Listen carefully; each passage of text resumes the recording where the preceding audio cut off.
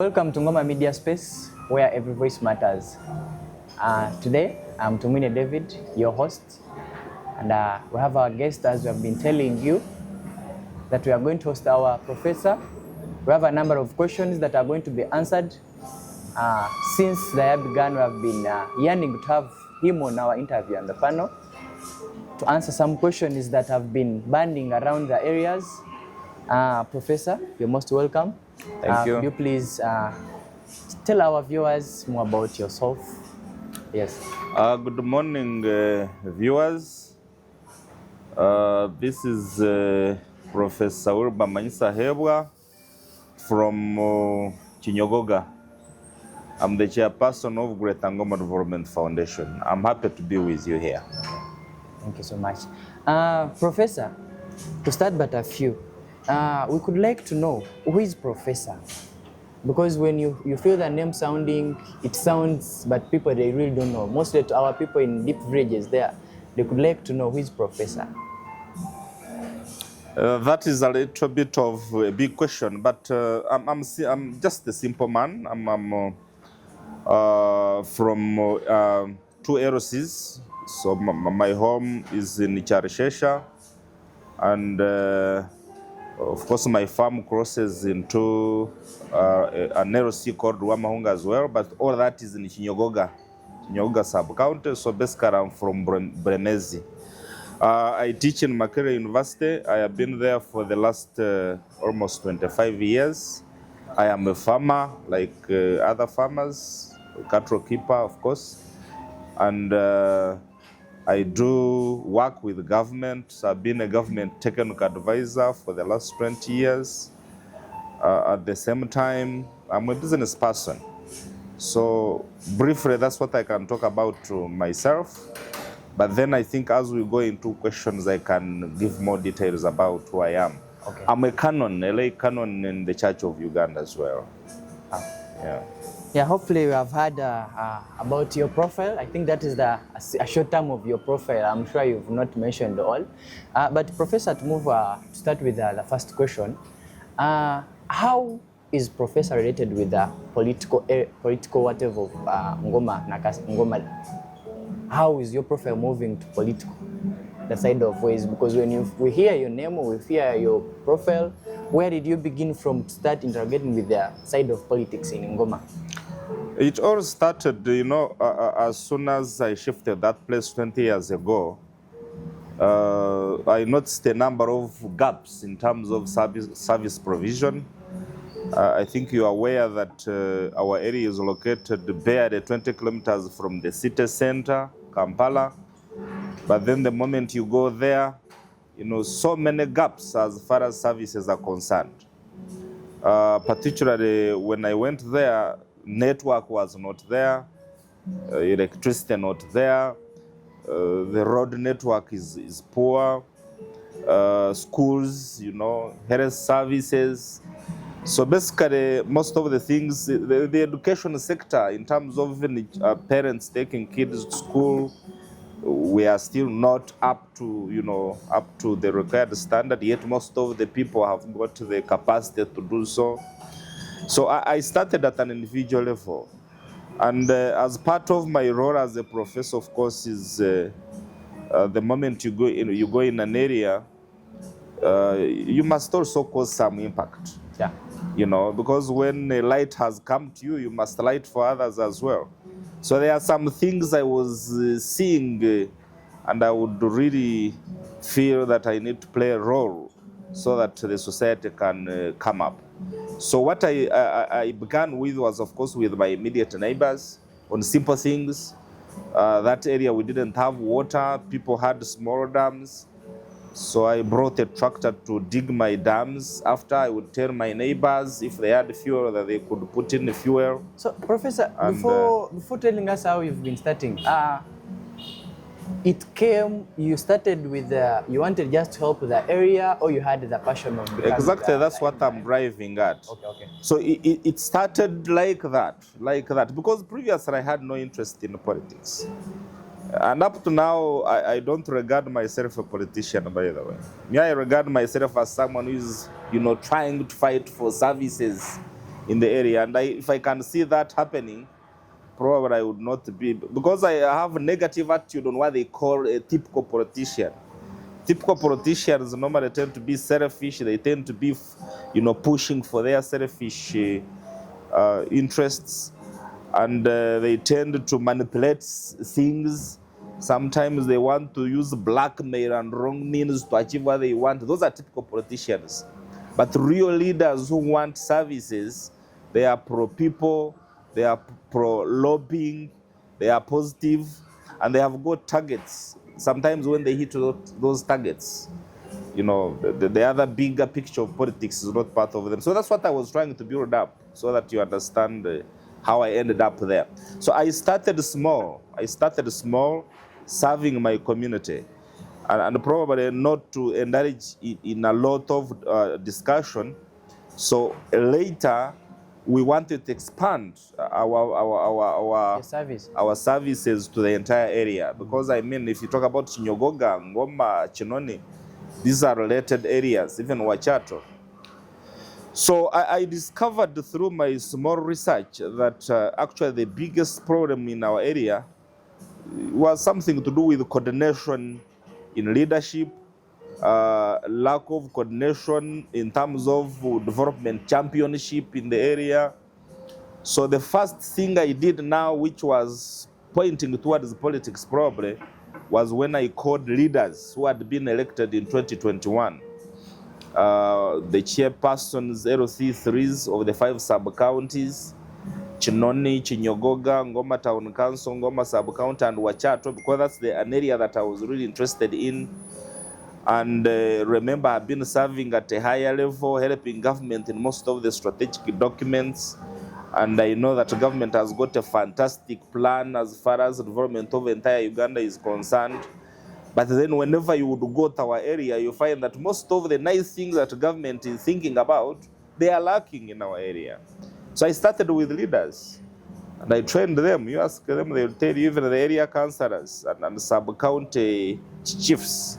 So the training we had in Makerere was on transformation leadership, where we interacted a lot on what we can do to bring up our area. And at that point, I still wanted, if I could give technical assistance to our leaders to do their work. Now, this is how I got into politics. That our area MP, who would be pivotal in terms of attracting services and lobbying for our area, he decided not to work with us. I don't know for what reason, but I called him a number of times, and I even contacted one of his close friends. If you could, sit and probably put up a think tank that where he could reach, where he could not reach, we can support him, working with LC3 chairman. So he didn't pick interest. Now later we said, okay, in addition to the sub-county leaders and councillors, we could probably add more people. So we said farmers could come on board, religious leaders, Muslims, Catholics, Protestants, the other, churches as well. And that led us into the formation of what we call the Great Ngoma Development Foundation.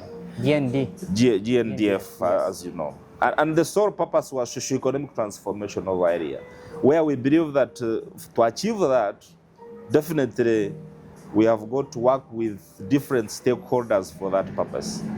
Now, I have always been explaining the objectives of GNDF, and I can just run through them so that viewers can be able to understand them, and they do not misunderstand Great Ngoma Development Foundation. So the first one is unity in diversity for socio-economic transformation. Because we are aware in this area, we have got people of different, of different sorts in terms of tribes. I think we are aware Banyarwanda, Banyankore, Banyarujumbura, Banyoro, Barugwara, and all sorts of people. So we wanted, to mobilize our people so that we utilize those differences in a positive way, not in a negative way. And then we have got different religions as well, different economic statuses. So unity in diversity for socio-economic transformation. The second one was household-focused development. And through consultation, we developed the household development model, which we have been trying to preach to all our people. And some of the few elements that I will run through in the interest of time. For example, what would define a model home? Of course, a model home should send all the children to school. So be it girls, be it boys. A model home, people should regularly go for medical checkups. And that's something which was coming from our small research, whereby our people tend to forget themselves. You know, they have cows, for example, and someone remembers period for deworming has come. So you go to deworm cows, but period for your own deworming as an individual, sometimes you forget yourself. Women who get pregnant, do they go for antenatals? We had experienced a number of them dying along the way. Either they run short of blood or they have got something that would have been seen if they had gone for antenatals. You know, things to do with the diversification of income streams. Yes, we are ardent cattle keepers majorly. But what about if you did something to complement the cattle? And you saw this when we had the problem of foot and mouth disease when they closed the cattle markets and whatever. People really suffered as if they are really very poor, yet they are not. So diversification. So part of the household development model is, can we say that a family that we regard as a model should have at least 3 income streams which are different, that even if there is a problem in this, you can earn from this. For example, what would be wrong having your cows and then you have got like 5 acres of coffee on the side? What would be wrong with that? Or having your cows and you have got an apiary business on the side? What would be wrong with that?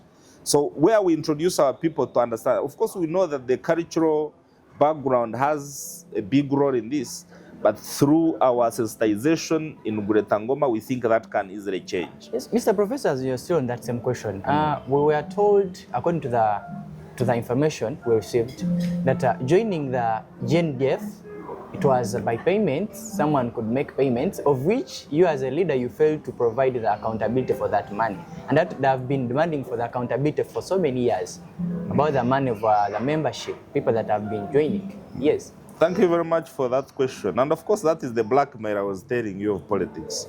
Before I joined the politics, they were not asking that question because they know that indeed we are count. We did not ask for membership. Membership was, again, people decided. Because I at the beginning of Greater Ngoma Development Foundation, I was putting in a lot of money myself. And then the people said, no, we need to contribute something small which would help in running the activities of GNDF. So they decided to pay the 100,000. The GNDF has got a structured leadership. So it's not about Wilber, it's about all of us. And what is very interesting, the people asking for accountability are the non-members of GNDF. GNDF members don't ask for it. And the reason is the GNDF members know where we report. We have meetings every month. We are going to have the 36th meeting already scheduled. And we always talk about these things over and over. So every end of year, we always make reports on what has been done. Now, for your information, just put this point very clear, viewers. GNDF so far has got 300 registered members. 300 registered. 300 legitimate members. And this is where people go wrong. When they see people on Greater Ngoma platform, they are about 800. They think everyone is a member. No. Just because we wanted to be embracing, we put everyone there. But the legitimate members are 300. Now, each person has paid 100,000 shillings. That makes a total of how much? 30 million. Yes. Since we started in 2021. So we have been running with that money for over almost now 3 years. Okay?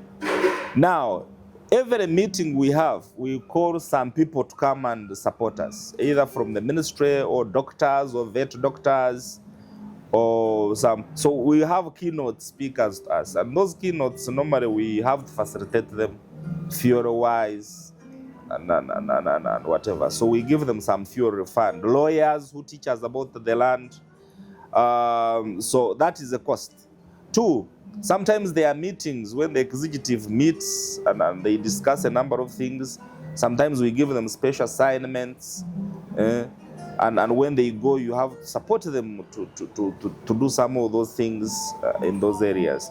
But the most important thing that took a lot of money, I think you're aware that we are requesting for the area being made a district, Ngoma district. Yes, I think we heard about that. That was a little bit of a costly venture because we had to have a number of meetings, and then we had to support the sub-county meetings, sub-county council meetings, so that we get resolutions.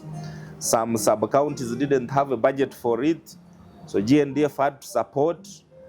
But the good thing, we got resolutions, including even Wachato, where we supported the meeting, paid even the allowances. The people of Wachato, if they are here, they can bear witness, Ndugu Kagame. But again, they refused to give us the resolution for Wachato to join, but we supported the meeting. And then after, when we finished getting the resolutions of sub-counties, we had to write a document. This is a technical document, and we didn't have the team to do it. So we had to hire a consultant who is very good in writing such a documents. And that consultant was paid almost up to about 15 million. We had even to get somebody to support us actually on that. And then after, this thing went to the district. After the district, some people needed to know that the district has got about 35 councillors, and Greater Ngoma councillors are about 9. So for you to have your idea go through, definitely we need to mobilize the number. We had to mobilize the rest of the councillors. Those who know that mobilization, we had to call all the other councillors, sit in Ruero, so in a hotel in Ruero, where we had to feed them and accommodate them so that we can be able to tell them about what we wanted. Anyway, I will not go into details, but that also took money. So the district alone took almost 35 million. So when you talk about the issue of a district, I think this could be in line with the leadership of the district, maybe the constituents. Why is that Professor was more in this than other leaders? Why did you take that more part to an extent of involving yourself in who is supposed to be the acting, maybe a politician at that time, but then you say you keep interjecting me, and then you make me lose the point I was trying to clarify. You asked about Greater Ngoma accountability, yes, and I was still telling you where it happened. Yes. Again, I took lead in district lobbying, yes, because over 75% of the challenges we have in service provision would be solved if we had a district status. So the things we are fighting for in terms of services, we realized that not until we are a district, for example, the government planning framework looks at the district as a channel through which you give money. And here we don't even blame the current district leadership on some things. Ndugu Koma actually is seriously working. I will give you an example. We have got over 1,500 kilometers of roads in Nakaseke. When the government is every district will get 1 billion for roads, for example. Then there is a district like Ruampara which has less than 400 kilometers. Yeah. So which district is going to have better roads? Definitely they are going to have better roads. Com is going to struggle with allocating this money. The other ones will have better roads. Each district, according to government planning framework, gets 1 road unit.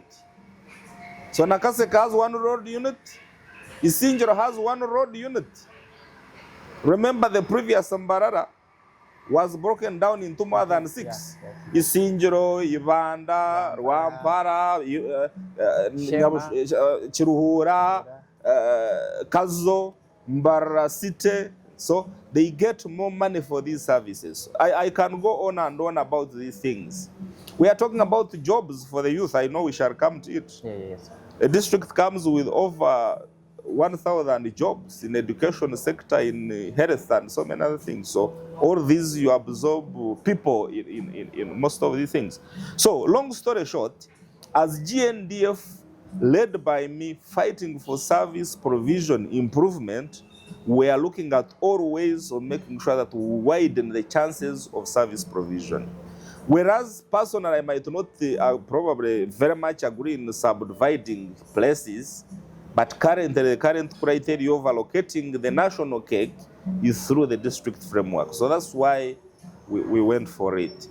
Okay. I know some people are saying we get a second road unit, but under the current framework, it's very difficult because there are some districts that don't have the road units so yet. It can be so difficult. Yes, so that's how I took the lead. And by the way, another thing that I want to let you know, if you're fighting for area, to be a development champion, you don't need to be in the gazetted political system. And that's how I had come in. So I was still telling you, I come in that way. I'm not a politician. I'm simply trying to fight for my area. Because I'm there, much as some people want to disown me, but I'm a member of that community, and I will be buried there. They are my colleagues. And I came like most of them came. So I'm in that area. Now, the third objective of GNDF is lobbying and advocacy for improved service provision. Now, which feeds into why we preferred the district. Because we know once we have our own district, it would make it easier for us to lobby. For example, our district doesn't have this. Our district doesn't have this, and it becomes easier to lobby and advocate for some services in our area. For example, in the government planning framework, every sub-county must have a seed secondary school. So it became easier for us to lobby for Ngoma and Chinone because they didn't have. What if they were not sub-counties? It was going to be very difficult. Yeah. But up to now, Ngoma, you see, it is so huge. You can imagine from Megani to Mbirizi, to Chirangazi, to Ngando Chakamunyweri, the other side of Hanku and Chijumba, Charushebeka, all that is Ngoma. Yet government has in its planning structure that at least people should not move more than 5 kilometers to access a school or a health center.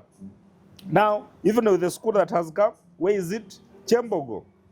Now imagine a kid coming from Mungando Chakamunyweri to go to Chembogo. To go to Chembogo, or coming from down in Obhanku. So still in terms of services, we're still having a lot of issues. So whatever we are talking about, we need to think about our administrative structures as a way of positioning ourselves to benefit from the government facilitations. Okay. Now, lastly, the last objective is, of course, mindset change. Because everything good or bad we do comes from the mind. So we thought we would teach our people, enlighten our community. For example, no early marriages or forced marriages, yes, where we marry off kids of 12 years. We don't need to use force. We need to teach our people so that they change how they are looking at things. I have been telling people in our area, we get 205,000 liters of milk per day, which gives us about 6 million liters per month.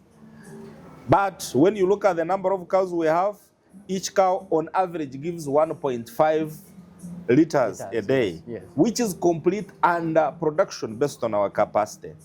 Now, mindset of taking cows to graze, and the mindset of, for example, setting up feedlots. If we set up feedlots, and then we have increased productivity on our farm establishments. Now, all of those have to do with mindset. So it becomes part of our objective. Now, very important for you to know is that all these 4 objectives that we have feed into the bigger development agenda of our government. And that's why some people say, he's in opposition, he's FDC. You try and come and do opposition activities and see if government will leave you the way I'm free operating. So they know we are trying to support our government because President Museveni cannot reach everywhere. So some of us offered ourselves support so that we know how things can be pulled into our area. And so far in the last 3 years, a lot has changed as far as our area is concerned. Okay. Mr. Professor, to take you a little bit